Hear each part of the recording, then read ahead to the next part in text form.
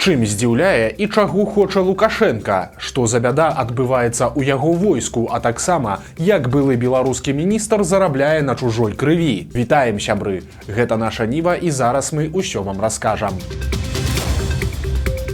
Шакуючая навіна прыйшла з вайсковай часткі пад Брэстам. Раніцай 18 лістапада на тэрыторыі памежнай заставы Церабунь, што побач з польскай мяжой, знайшлі цела маладога вайскоўца. Падрабязнасцяў пакуль няшмат. Вядома толькі, што хлопцу было 22 гады. Ён салдат тэрміновай службы, якога прызвалі паўгады таму ў красавіку гэтага года. Па афіцыйным паведамленні цела мела прыкметы самагубства, але што стала прычынай такога ўчынку, таксама пакуль невядома. Ну і тут нагадаем, самагубства і беларускіх прызыўнікоў гэта страшная тэндэнцыя, якая працягваецца і працягваецца.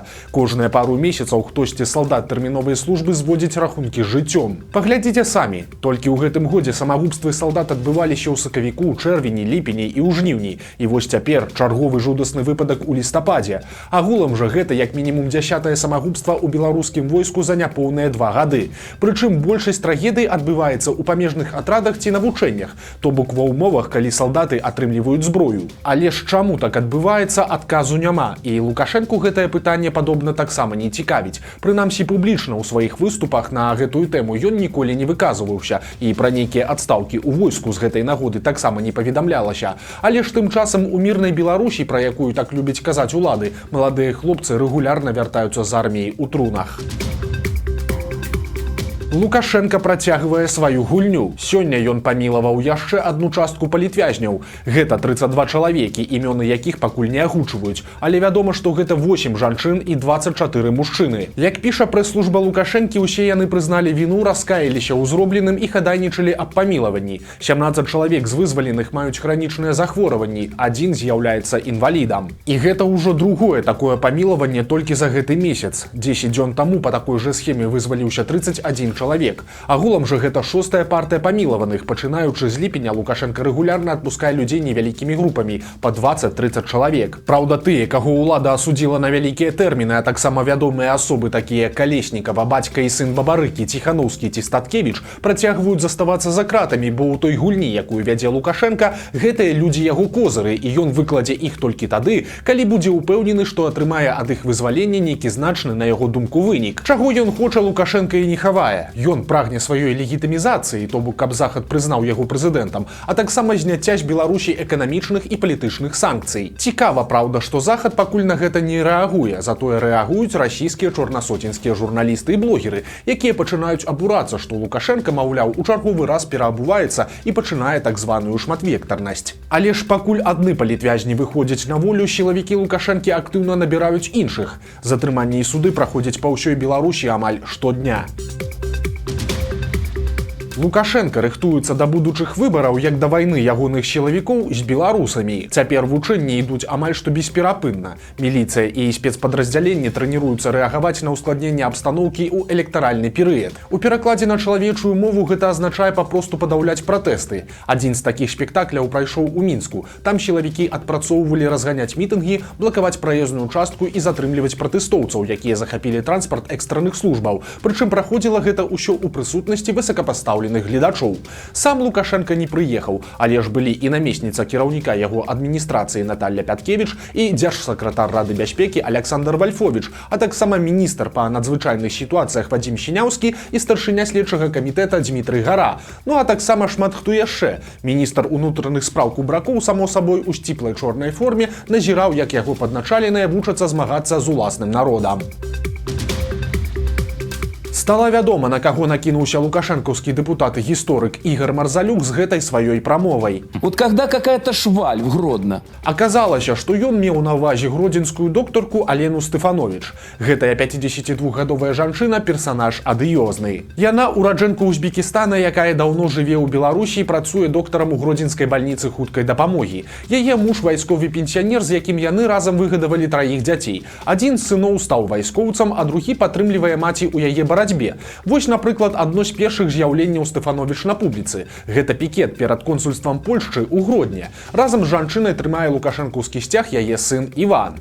Таксама яна была заўважаная і ў даносах. Напрыклад, у 2020 годзе яна ажно тройчы званіла ў міліцыю і скардзілася, што дзеці гуляюць побач з помнікам воінам-памежнікам. Пісала Стэфановіч і ў КДБ. Яна пераконвала, што нацыянальны план дзеянняў па забеспячэнні гендернай роўнасці ў Беларусі насамрэч створаны амерыканцамі, якія прасоўваюць агрэсіўны фемінізм і мэта якіх кантроль над беларускімі дзецьмі. Прычым робіцца гэта быццам пад прыкрыццём генеральскіх пагон з Саўміна, а гэтыя амерыканцы, цытата, ачаравалі чыноўнікаў ды сілавікоў. Увогуле, спадарыні Стэфановіч паўсюль мрояцца ворагі і агенты захаду, у тым ліку і сярод самых адданых лукашэнкаўцаў. Яна вельмі актыўная ў чатах і піша такія рэчы, якія дазваляе сабе далёка не кожны бацька. Напрыклад, доктарка пісала, што колішні міністр замежных спраў Уладзімір Макей, цытата, лізаў боты англасаксам і стварыў міністэрства, якое найбольш яскрава сябе праявіла ў жнівеньскім путчы 2020 года. Абразаў Стэфановіч не цураецца. Той жа Макей у яе пляшывы Вова еўраінтэгратар з вяртлівай жонкай і мардатым сынком. Стэфановіч пляжыць усё і ўсіх – міністэрствы, чыноўнікаў і генералаў.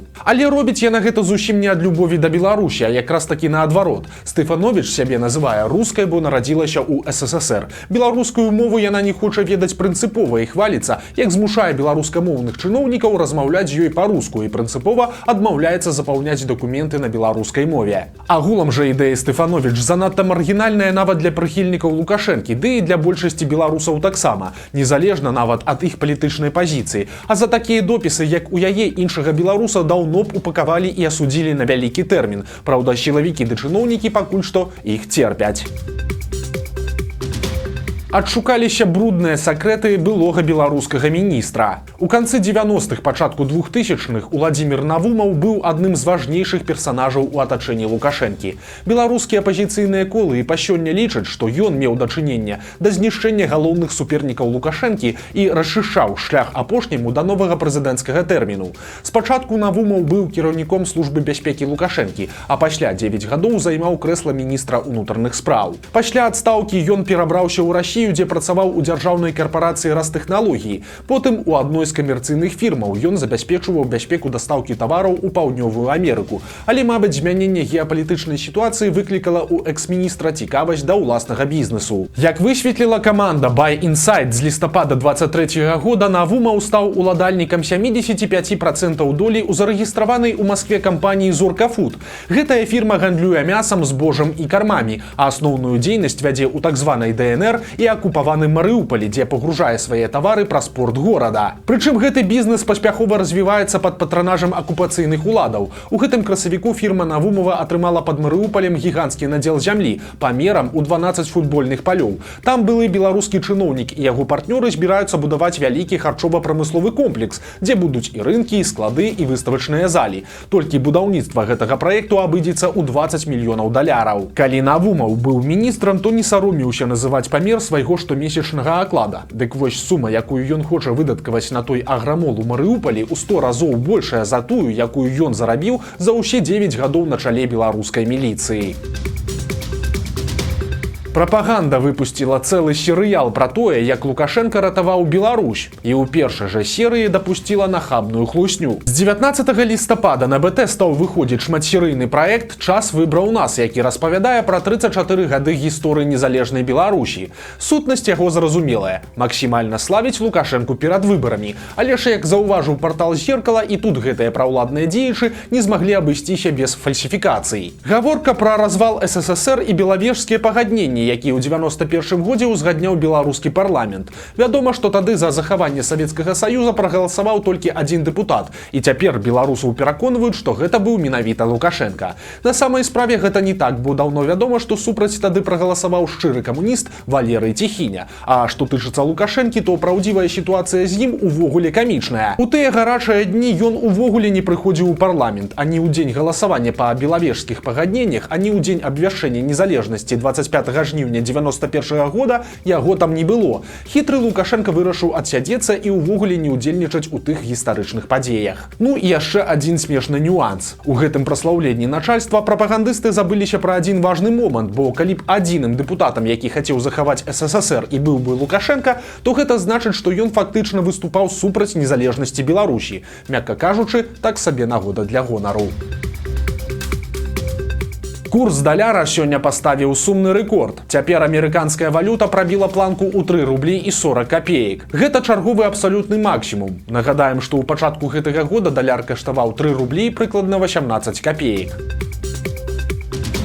Трагедыя адбылася ў Баранавічах. Там пажылы мужчына выпіваў на кухні разам са сваёй жонкай. У нейкі момант пачалася сварка, якую пачуў дарослы сын.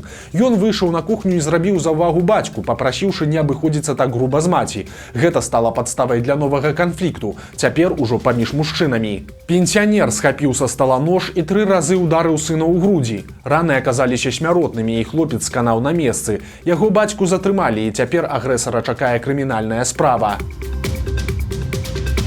Пакуль адны сілавікі рыхтуюцца біць сваіх, іншыя крыўдзяцца на чужых. Беларуская Мінабароны абураецца польскімі калегамі. Па словах памочніка міністра генерал-майора Равенкі, Польшча не хоча дзяліцца інфармацыяй з беларускімі вайскоўцамі. Республика Польша настаивает на отсутствии контактов, настаивает на ограничении информации для Республики Беларусь. То есть у нас есть сомнения в содержании ее активной военной деятельности. Па словах генерала, польскія вайскоўцы працягваюць актыўнасць каля мяжы з Беларусю, а што і чаму яны там робяць, казаць не хочуць.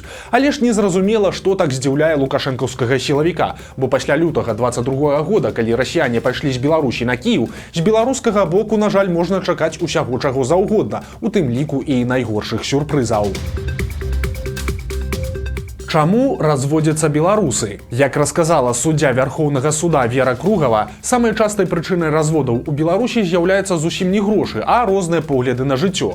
Гэтую прычыну назвала 54% пар, якія вырашылі развесціся. Калі што, страту пачуццяў назвалі толькі 10%, здраду увогуле толькі 7%. Таксама цікава, што ў большасці выпадкаў ініцыятарам разводу з'яўляліся жанчыны. Яны рабілі першы крок да афіцыйнага расстання ў 72% выпадкаў. Увогуле жа тэндэнцыі у Беларусі зусім не радасныя, бо штогод скасоўваецца больш за 55% шлюбаў да ліку зарэгістраваных, і гэты працэнт расце.